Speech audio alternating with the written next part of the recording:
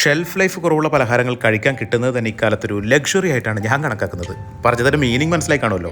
കുറച്ചധികം നാളായി ഈ ഒരു ഐറ്റം നോട്ട് ചെയ്ത് വെച്ചിട്ട്. ഒരു നൂറ്റാണ്ടോളമായി മാർക്കറ്റിലുള്ള ഒരു ഐറ്റം, ടു ബി പ്രിസൈസ് 94 വർഷത്തോളം. ഇലയടയും അവിൽ നനച്ചതും പുഴുങ്ങിയ കപ്പയും ചേമ്പും വല്ലപ്പോഴും ഒക്കെ കിട്ടുന്ന ഉണ്ണിയപ്പവും മാത്രം പലഹാരങ്ങളായി കഴിച്ചിരുന്ന കേരളത്തിലെ ആളുകൾക്ക് മുന്നിൽ ഒരു കോട്ടയംകാരൻ ആദ്യമായി ഒരു ജാം റോൾ അവതരിപ്പിച്ച മൊമെൻ്റാണ് എൻ്റെ മനസ്സിലിപ്പോൾ. തീർത്തും പുതുമയുള്ള ഒരു പലഹാരം ആദ്യമായി ടേസ്റ്റ് ചെയ്ത ആളുകളുടെ മുഖത്തെ ഭാവവ്യത്യാസങ്ങളും വർഷങ്ങൾക്കിപ്പുറവും എനിക്കത് അനുഭവിക്കാനാകുന്നുണ്ട്. ലോക്കലി സോഴ്സ് ചെയ്ത പൈനാപ്പിളും സ്ട്രോബെറിയും വെച്ചുണ്ടാക്കുന്ന ജാം, അത് വെച്ചുണ്ടാക്കുന്ന എക്സോട്ടിക് ജാം റോൾസ്, ഒപ്പം legendary humming bird cake, cream cheese walnut topping എല്ലാം ഉള്ളതാണ്. ഒപ്പം ഹേസൽനട്ട് ചോക്ലേറ്റ് കേക്കും. ട്രാൻസ്ഫാറ്റും മധുരത്തിൻ്റെ അതിപ്രസരവുമില്ല. പിന്നെ ഈ ലെമൺ പേസ് കേക്ക്.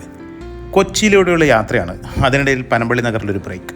എന്തൊക്കെ പറഞ്ഞാലും ഈ ഐറ്റംസ് എല്ലാം ഒരു പ്യൂറസ്റ്റ് ഫോം ഓഫ് ഹാപ്പിനെസ് ആണെന്ന് പറഞ്ഞുകൊണ്ട് പുതിയ രുചികൾ തേടിയുള്ള യാത്ര തുടരുന്നു.